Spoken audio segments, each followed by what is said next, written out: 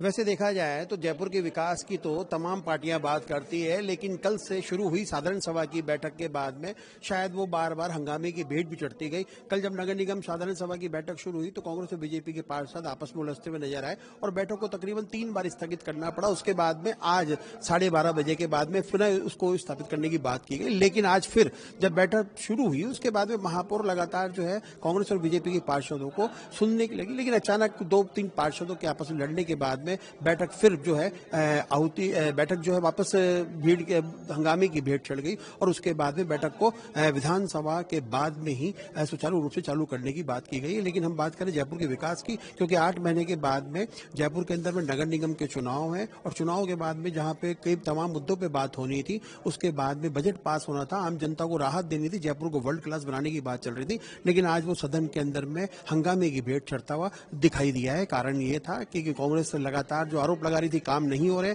वहीं भाजपा के भी पार्षद लगातार महापौर पे आरोप लगा रहे थे कि हमारे चेयरमैन सुनते नहीं है।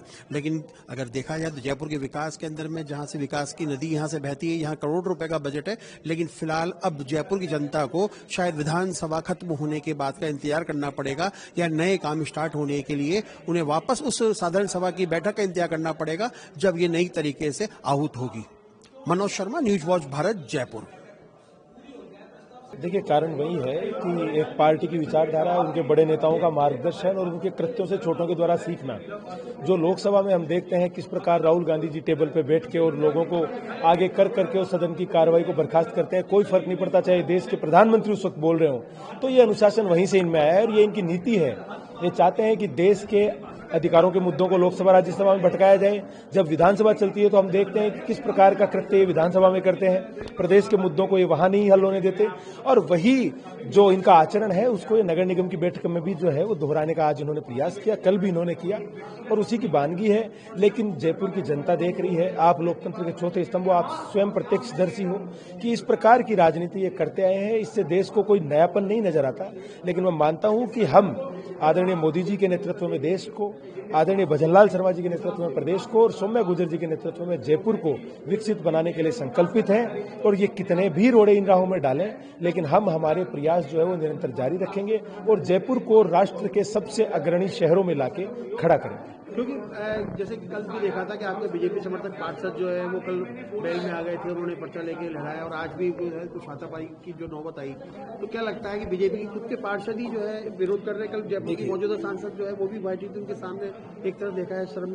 देखिए, जो 2 पार्षदों ने जो पट्टे वट्टे का जो प्रकरण जो वहाँ लहराया, उनका तो आज एक बड़ा ही शर्मनाक कर देने वाला ऑडियो जो है वो सुनने को मिल रहा है कि किस प्रकार वो भी षड्यंत्र में शामिल हुए और बड़ा दुख होता है कि जिनको चेयरमैन बनाया है पार्टी ने, बोर्ड ने, वो लोग इस प्रकार की षड्यंत्रों में शामिल है। और जो बीजेपी समर्थित पार्षद थे उन्होंने देखो बोर्ड को समर्थन दिया हुआ है, कोई किसी के बहकावे में किसी बात को लेकर उन्होंने जो प्रदर्शन किया, बाद में वो भारतीय जनता पार्टी के खेमे में बैठे नजर आए और जब कांग्रेस ने ऐसी हरकतें करी तो उन्होंने भी कांग्रेस का विरोध किया है। तो ये छोटी मोटी चीजें तो मैं मानता हूं कि देखिए इतना बड़ा परिवार है और ये भारतीय जनता पार्टी की खूबसूरती है, ये हमारी पार्टी का आंतरिक लोकतंत्र है और सौम्या गुर्जर जी का भी ये लोकतंत्र के प्रति स्नेह है कि उन्होंने देखिए किसी को सदन की कार्रवाई से बाहर नहीं करवाया, उनकी आवाज को दबाने का प्रयास नहीं किया, उनको सुना, उनको विरोध का अवसर दिया और उनका तुरंत समाधान करने का प्रयास भी किया।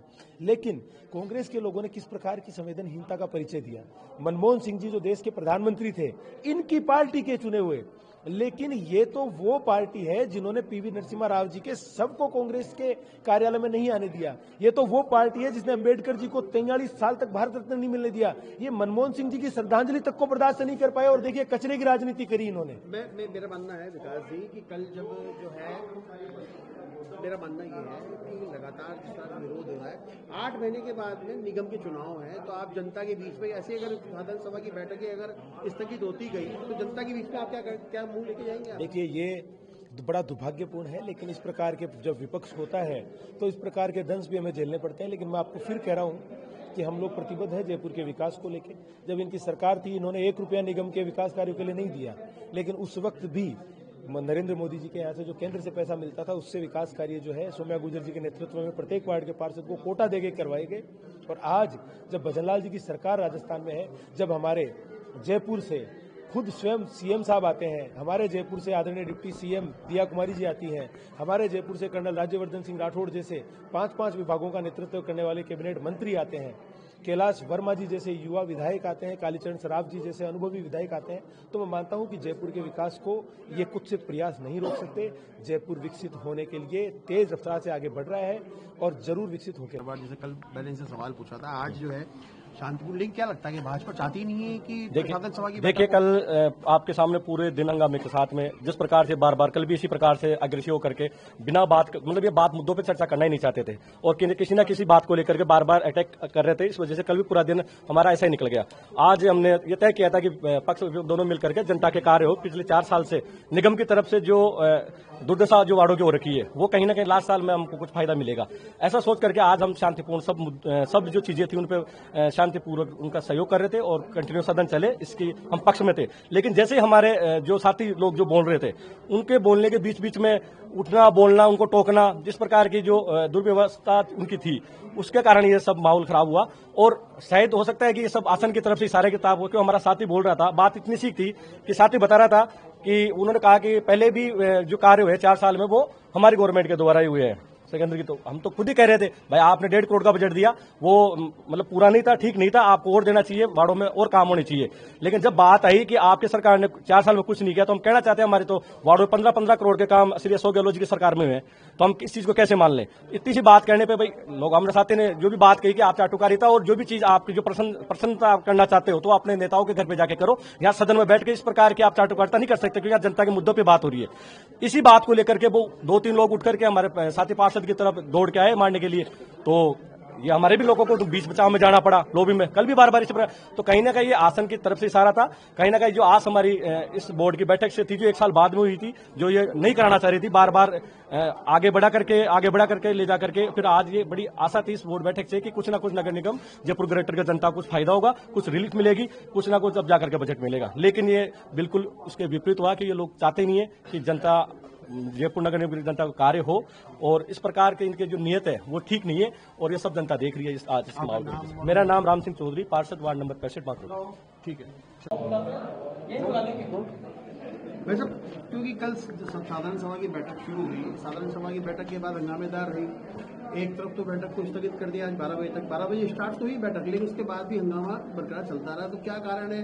कांग्रेस का आरोप है कि पक्ष की पार्टी बीजेपी है, वो शायद इस सदन को चलाना नहीं चाहती है। देखिए ऐसा कुछ नहीं है, बीजेपी पार्टी का ही महापौर है और पार्टी के महापौर ने अपने कर्तव्य का निर्वहन किया कि पार्षद सभी अपने अपने वार्ड के मुद्दे अपने बातों पर विस्तार से चर्चा कर सके, उसके लिए उन्होंने कल भी समय दिया।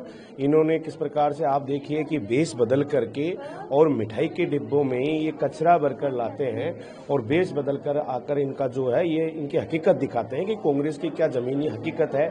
ये लोग तो कुछ भी कह सकते हैं। इनके जब राष्ट्रीय अध्यक्ष आप देखिए कि एक तरफ जहां महाकुंभ जो आस्था का सबसे बड़ा महापर्व के रूप में महाकुंभ 144 वर्ष बाद में जो लोग वहां डुबकी लगा रहे हैं उसके लिए भी ये कहते हैं कि डुबकी लगाने से कुछ नहीं होगा। ये इनकी संकुचित सोच है।